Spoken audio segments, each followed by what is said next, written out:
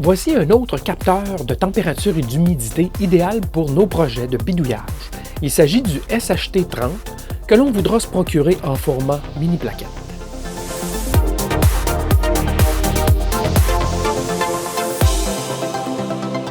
Bidouilleuse, bidouilleur, salut! Il existe sur le marché beaucoup de capteurs de température et plusieurs offrent aussi la lecture de l'humidité relative. Il n'y a pas si longtemps, j'ai couvert le BME 680 qui fournit température, humidité et aussi qualité de l'air.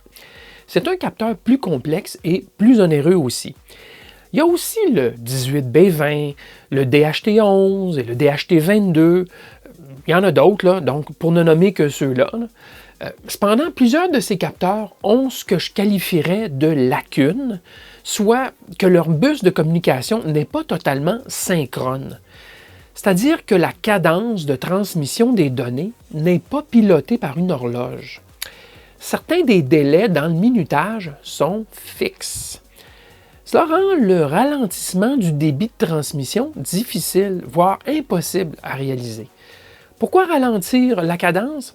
Pour pouvoir augmenter la distance du capteur par rapport au processeur. Plus le câble est long, plus il représente une charge capacitive élevée, ce qui ralentit les fronts montants et descendants des impulsions. Il faut donc ralentir la cadence si l'on veut pouvoir différencier les 0 et les 1 à la réception. Et c'est ce qu'un bus comme le I2C permet de faire, de décider du débit de transmission. Le capteur suit le signal d'horloge fourni par le maître, le microcontrôleur. Aujourd'hui, je vous présente un capteur que je considère comme le négligé des capteurs de température et d'humidité comparé aux capteurs mentionnés précédemment. Il s'agit du Sensirion SHT30. C'est un capteur peu onéreux que quelques dollars et heureusement offert en format de mini plaquette car il est très petit. Il offre des caractéristiques intéressantes dont la vérification d'erreurs par CRC, soit le contrôle par redondance cyclique. Ça, c'est un plus quand on considère que la lecture de température peut avoir une incidence importante sur l'activation d'un système de chauffage ou de climatisation pour des grands espaces. On veut donc un capteur fiable. Pourquoi je vous présente ce capteur plutôt qu'un autre aujourd'hui? Bien, parce que j'ai utilisé un capteur similaire de Sensirion dans le passé et donc, je peux vous en faire la recommandation. Je les aime bien, ces petits capteurs SHT. Il y a une dizaine d'années, ces capteurs étaient plutôt chers, mais ce n'est plus le cas de nos jours aujourd'hui. Ils sont assez abordables. Pour en apprendre un peu plus sur ce capteur, regardons maintenant la fiche technique. Le circuit intégré Sensirion SHT30, c'est 30, 31 et 35, puisque c'est une famille. Cette puce, le 30, est un peu, en quelque sorte, une évolution du SHT10, 10, 11 et 15, que moi j'ai utilisé sur un thermostat intelligent depuis plusieurs années. Mais j'ai décidé de passer à la puce SHT30, tout simplement parce que celle-ci, je crois, elle est en voie d'être retirée de la circulation. Et son autre petit défaut, si on peut dire, c'est qu'elle n'était pas spécifiée comme étant I2C. C'était un bus série qui ressemblait beaucoup à l'I2C, mais on ne l'affirmait pas ici. Alors que la SHT30, c'est clairement un bus I2C ici qu'on spécifie. Et bien sûr, il y a eu dans le protocole d'échange et les registres internes et tout, il y a eu des changements. Donc les deux puces, les deux circuits intégrés ne sont pas compatibles. Alors définitivement que ce sont des boîtiers qui sont difficiles à souder. Alors je vous conseille fortement d'acheter la mini plaquette. Compte tenu que c'est un boîtier DFN, c'est un format très petit. Vous allez voir la plaquette de proche, difficile à souder. Et c'est fragile aussi, il ne faut pas sursouder. Il y a un lecteur d'humidité à l'intérieur, un lecteur de température, et il ne faut évidemment pas trop stresser cette puce. Donc, je vous conseille d'acheter la mini plaquette. Alors, qu'est-ce qui fait la différence entre le SHT 30, 31 et 35? C'est qu'au niveau de la mesure d'humidité, et de température, la meilleure des puces, c'est la SHT 35, qui a ce qu'eux appellent une tolérance, donc une erreur de lecture qui est plus basse, garantie à être plus basse. Les trois puces ont une lecture typique, qui est la même, mais garantie, c'est la SHT 35. Alors, pour l'usage du bidouilleur, le SHT30 fait bien le travail. Au niveau de l'humidité, et c'est la même chose au niveau de la température. Si on regarde les courbes, c'est le même constat, à peu de choses près. Oui, en bas de zéro, les écarts augmentent, donc un peu moins performante la SHT30, mais dans la zone de température ambiante, là, courante, c'est essentiellement la même chose pour la performance entre le SHT30 et le SHT31. Par contre, la SHT35, entre 20 et 60 Celsius, on coupe de moitié, je crois bien, là, la tolérance. Là. Donc, il y a des différences de performance légères, ça dépend de ce que vous voulez faire, bien sûr. On parle d'erreur de lecture, mais cette erreur-là va être répétitive tout le temps. Ce n'est pas une erreur d'une lecture à l'autre, c'est vraiment l'étalonnage absolu de l'unité. Notez que la puce peut fonctionner entre 2,15 et 5,5 volts. C'est donc dire qu'on la mette sur un microcontrôleur qui fonctionne à 3,3 volts au niveau des signaux logiques, ou un microcontrôleur comme l'Arduino Uno Nano qui fonctionne à 5 volts, aucun problème, la puce s'en accommode sans problème. Et elle consomme très peu de courant, comme vous voyez ici. À l'état d'attente, on parle de quelques microampères. Lors de la lecture, c'est 1,5 milliampères. Donc, vous avez bien le loisir de mettre ça sur même une sortie logique, une broche logique pour alimenter cette puce. Et ça a un certain avantage, ça permet d'éteindre et de rallumer facilement la puce si jamais elle venait qu'à geler ou avoir besoin d'une réinitialisation. Quoiqu'il y a un système de réinitialisation à l'interne de la puce, si on veut, il est possible d'envoyer un mot I2C pour réinitialiser la puce. Il y a un petit chauffage, un petit élément chauffant à l'intérieur, et dans certaines lectures, certains modes de lecture, ça pourrait influencer vers le haut la lecture, mais on n'en a pas nécessairement besoin de ce mode de chauffage-là. D'accord? Alors, ça pourrait dissiper un maximum de 33 milliwatts dans le pire des cas, ce qui peut élever un petit peu la température qui est lue. Mais comme je vous explique, le chauffage n'est pas requis dans plusieurs des modes d'opération, et donc ce n'est pas un problème en soi. Alors, en plus des signaux attendus comme le bus I2C, SCA, SCL, l'alimentation et la masse, il y a deux autres signaux qui pourraient être intéressants. Il y a un signal d'alerte, une broche, qui va indiquer une condition d'alarme à l'interne de la puce, et il y a une broche de réinitialisation qu'on peut aussi amener à un microcontrôleur et réinitialiser de façon dure, de façon ferme, si jamais la puce venait qu'à perdre le nord. Alors, l'implémentation, c'est très simple. Découplage local sur l'alimentation, bien sûr, comme toujours, et deux résistances pull-up qui sont requises toujours sur le bus I2C. Alors, parfois, elles n'y sont pas, donc on s'assure de les ajouter. Dans le cas de notre mini-plaquette, elles y sont déjà. Alors, on peut toujours ajouter une résistance, c'est toujours possible de le faire en parallèle, si vous voulez. Là, quand on n'est pas certain s'il y a une résistance à l'interne du microcontrôleur ou pas, on en met de valeur assez élevée. Comme ça garantit qu'il y a au moins un minimum de pull-up. Alors, la broche d'adresse est mise à la masse, qui va nous donner l'adresse 44 en hexadécimal. Sinon, lorsqu'on le met au niveau haut, on aura 45. Donc, il est possible d'associer deux adresses à notre plaquette et à notre puce ici, et donc avoir deux sondes sur le même bus I2C. Alors, je vous épargne les détails là, du protocole, l'échange des lectures, mais essentiellement, là, c'est 6 mots de 8 bits qui sont lus.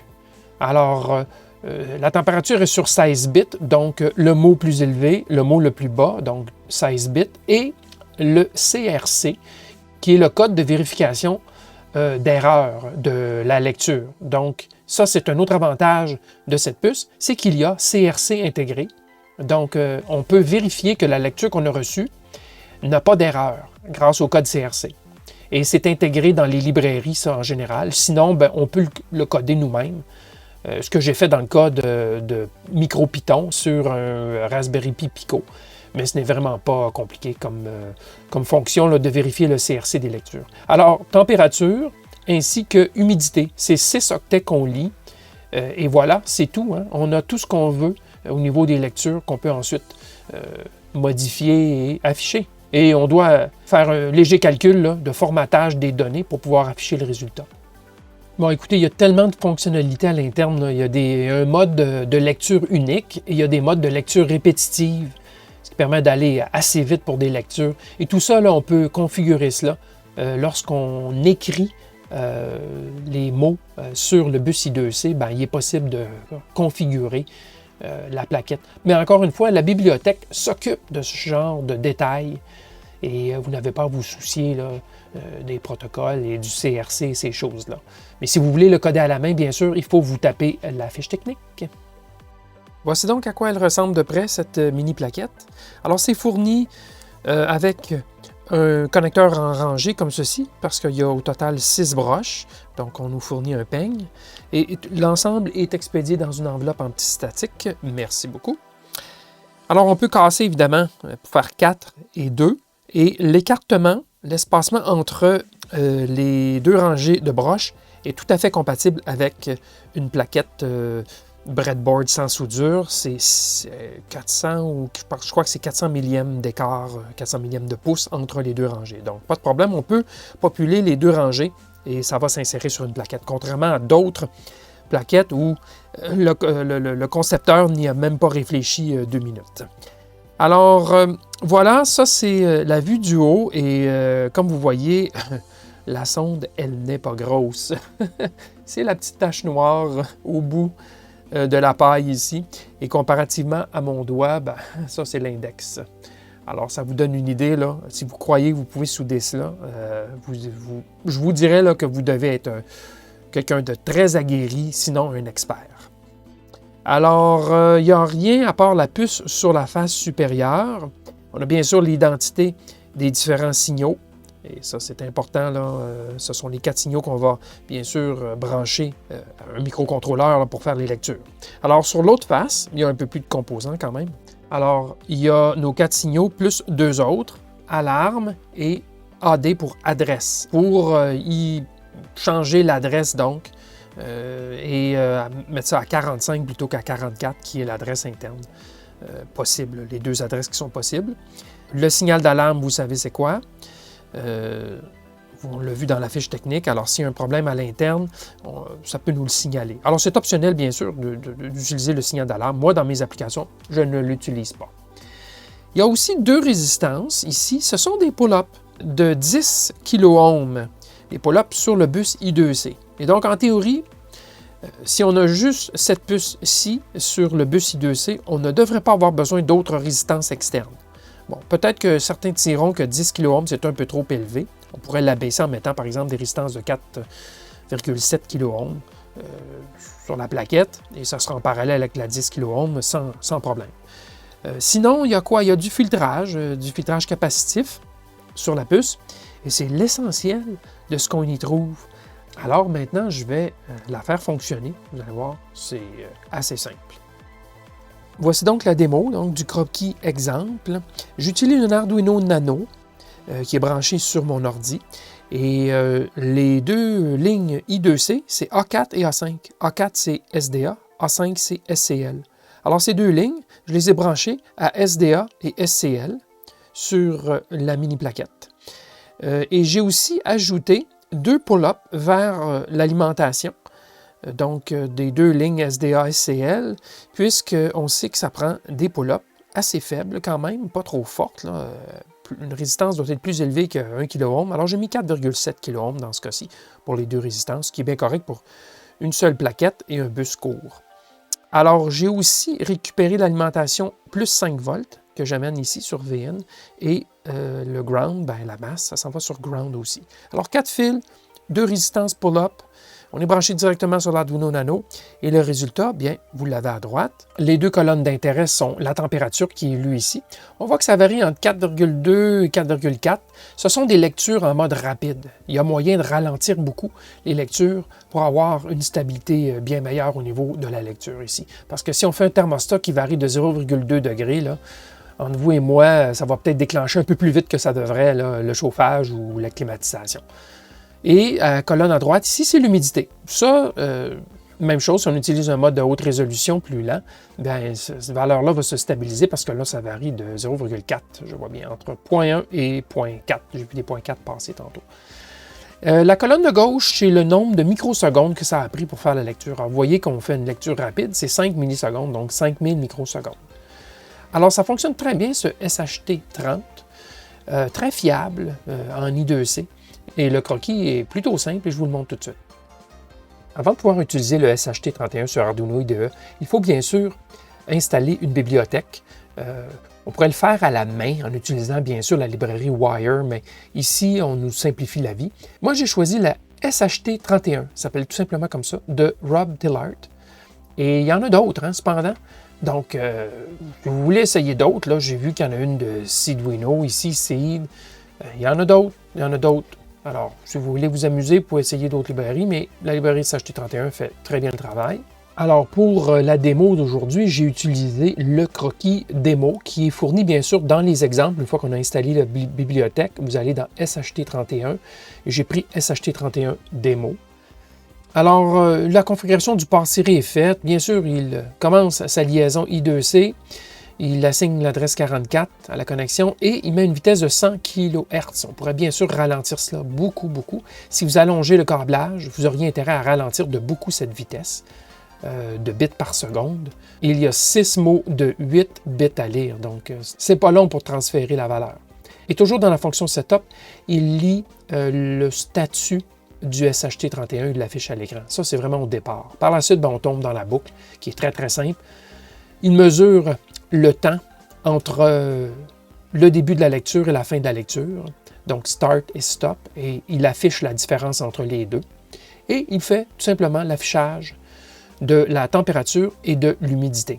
Il met un délai de 100 millièmes. Donc, la lecture est très rapide, mais il nous affiche 10 lectures à la seconde à l'écran. Alors voilà, hein, il y a un paquet d'autres croquis de disponibles. Vous pourriez vous amuser là, à chercher qu'est-ce qu'ils font. Mettre par exemple 2 unités sur le même bus. Lecture lente, donc il y aura bien sûr à ce moment-là une qualité beaucoup plus grande au niveau de la stabilité de la lecture. Et ça, il fournit le paramètre false dans la lecture. C'est ce qui ralentit la lecture elle-même.